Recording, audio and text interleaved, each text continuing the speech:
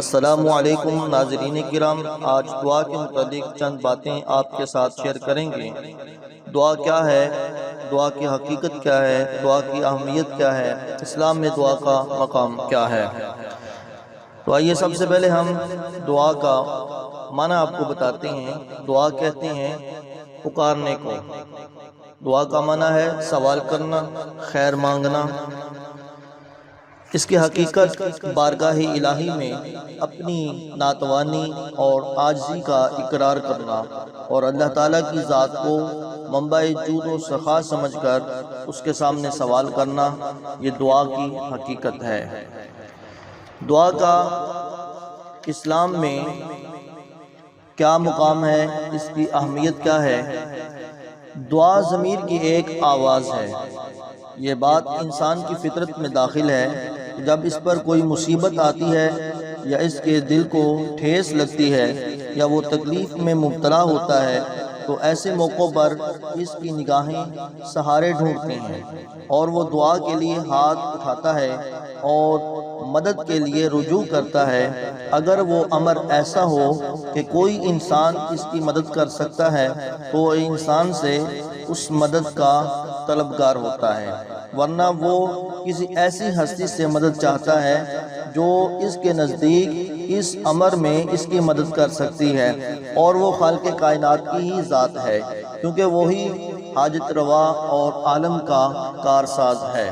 قرآن کریم اس فطرت انسانی کا ذکر اس طرح فرماتا ہے: اذا مس الانسان ضر دعا ربہ منیبا، جب انسان کو کوئی تکلیف پہنچتی ہے تو اپنے پروردگار ہی کی طرف رجوع ہو کر اس کو پکارتا ہے۔ سورہ روم میں ارشاد ہوتا ہے: اذا مس الناس ضر دعوا ربهم منیبین الیہ، جب لوگوں کو کوئی تکلیف پہنچتی ہے تو اپنے پروردگار کو پکارتے اور اس کی طرف رجوع کرتے ہیں۔ اسی فطرت انسانی کا ذکر ہے قرآن کریم میں سورہ حامیم السجدہ میں: وَإِذَا مَسَّهُ الشَّرُّ فَذُو دُعَاءٍ عَرِيضٍ، اور جب انسان کو تکلیف پہنچتی ہے تو لمبی چوڑی دعائیں کرنے لگتا ہے۔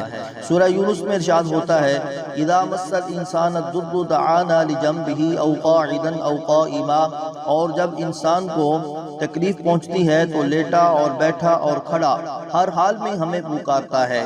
فَلَمَّا كَشَفْنَا عَنْهُ ضُرَّهُ مَرَّ كَأَن لَّمْ يَدْعُنَا إِلَىٰ ضُرٍّ مَّسَّهُ، پھر جب ہم اس تکلیف کو اس سے دور کر دیتے ہیں تو بے لحاظ ہو جاتا اور اس طرح گزر جاتا ہے کہ گویا کسی تکلیف پہنچنے پر ہمیں کبھی پکارا ہی نہ تھا۔ كَذَلِكَ زُيِّنَ لِلْمُسْرِفِينَ مَا كَانُوا يَعْمَلُونَ، اسی طرح حد سے نکل جانے والوں کو ان کے اعمال آراستہ کر کے دکھائیں گے۔ ناظرین کرام، قرآن کریم میں سورہ نمل میں ارشاد ہوتا ہے: اَمَّن يُجِيبُ الْمُضْطَرَّ إِذَا دَعَاهُ وَيَكْشِفُ السُّوءَ وَيَجْعَلُكُمْ خُلَفَاءَ الْأَرْضِ، بھلا کون بے قرار کی التجا قبول کرتا ہے جب وہ اس سے دعا کرتا ہے، اور کون اس کی تکلیف کو دور کرتا ہے، اور کون تم کو زمین میں اگلوں کا جانشین بناتا ہے؟ یہ سب کچھ خدا کرتا ہے۔ اَإِلَٰهٌ مَّعَ اللَّهِ، تو کیا خدا کے ساتھ کوئی اور معبود بھی ہے؟ ہرگز نہیں۔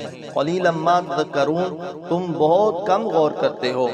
ان آیات پر غور کرنے سے معلوم ہوتا ہے کہ انسان خواہ کسی مذہب سے تعلق رکھے یا نہ رکھے، جب وہ بے بس ہو جاتا ہے تو خدا ہی کو پکارتا ہے اور اسی کی بارگاہ میں دعا کرتا ہے۔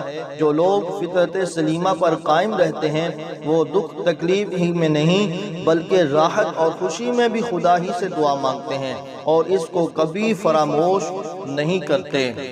حضور اقدس صلی اللہ تعالیٰ علیہ وآلہ وسلم نے دعا کی اہمیت اور مقام کو ان الفاظ میں بیان فرمایا: الدعاء هو العبادہ، دعا مانگنا ہی عبادت ہے۔ اور آپ نے ثبوت میں قرآن مجید کی یہ آیت تلاوت فرمائی: وَقَالَ رَبُّكُمُ ادْعُونِي أَسْتَجِبْ لَكُمْ إِنَّ الَّذِينَ يَسْتَكْبِرُونَ عَنْ عِبَادَتِي سَيَدْخُلُونَ جَهَنَّمَ دَاخِرِينَ، اور تمہارے پروردگار نے ارشاد فرمایا ہے کہ تم مجھ سے دعا کرو، میں تمہاری دعا قبول کروں گا۔ جو لوگ میری عبادت سے از راہ تکبر کتراتے ہیں ان قریب جہنم میں ذلیل ہو کر داخل ہوں گے۔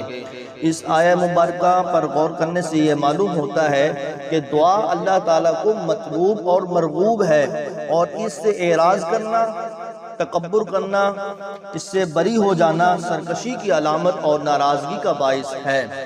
ایک اور حدیث پاک میں ارشاد ہوتا ہے الدعاء مخ العبادات، دعا عبادت کی جان ہے۔ یہی وجہ ہے کہ اسلام کی سب سے بڑی اور اہم عبادت نماز، وہ بھی دعا پر ہی مشتمل ہے۔ ان احادیث مبارکہ پر غور کرنے سے معلوم ہوتا ہے اسلام میں دعا کا کتنا اعلیٰ مقام ہے اور یہ قرب الہی کا کتنا عمدہ وسیلہ ہے۔